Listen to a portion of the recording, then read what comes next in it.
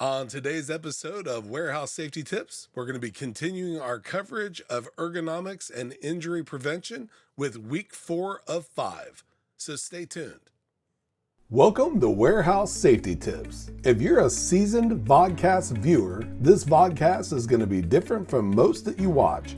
It's based around exactly what the name implies, warehouse safety tips. And since the people in this industry are busy, we know that time is money, so each episode will be as short and to the point as possible. And now, with all that out of the way, let's get to the vodcast.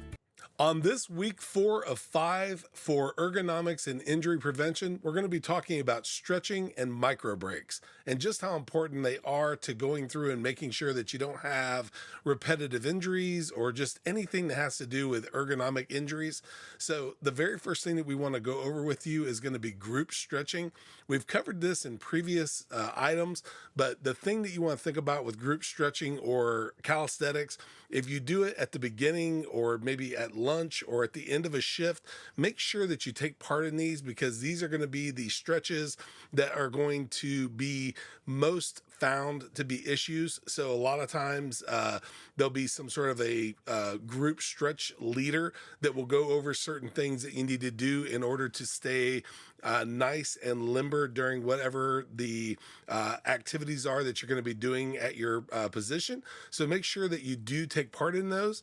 The second thing is going to be personal routines. So the same thing that you would do in a calisthenics so far as a group setting, but maybe you have, say, carpal tunnel or you have maybe a shoulder issue or something of that nature.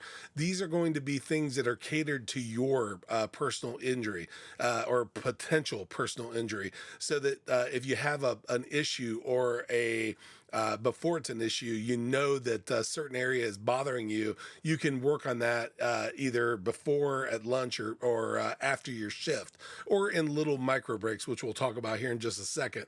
The number 3 is the micro breaks, and these are things that are going to be just taking a beat to stand up, stretch, walk around your desk for a second, walk around your area for a second, just take a good stretch, go and do, some sort of one of your little calisthenics in order to just make sure that you're focusing on the things that are an issue to you.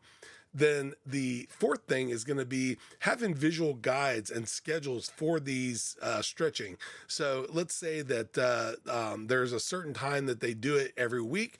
Go and do that. But if it varies, make sure you know the schedule. Make sure you know the different stretches that you're going to be doing. And there should be either a visual put up for you or, again, someone leading them and going through the stretches at each session. And then last but certainly not least, set the example. If you are a staff, if you are a safety supervisor, occupational wellness type person that comes around and talks to people, hop into these sessions. Make sure that you go through and do the stretches with your people, because when you set the example, they're going to know that your location is very, very adamant about the importance of these stretches and micro breaks. So just do them because you're going to find that you're going to be more limber. You're not going to have the same issues that you could possibly have that you had prior to not doing the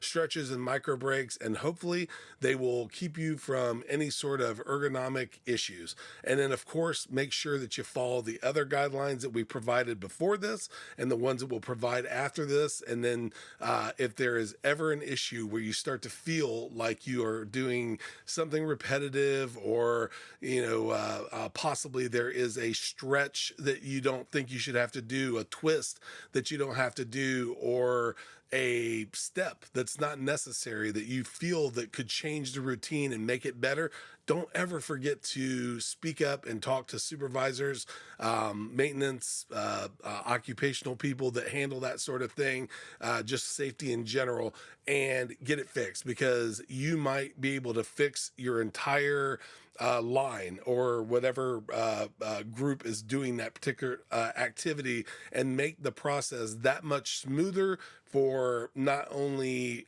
better production, but also to keep the wear and tear off of the people that are doing it. So we hope that these have been great tips. As always, follow the rules and regulations of your specific facility, and we'll be back next week for the final week 5 of 5 on ergonomics and injury prevention. So we can't thank you enough for being part of another episode of Warehouse Safety Tips. Until we talk to you next time, have a great day, stay safe, and here is a word from one of our sponsors.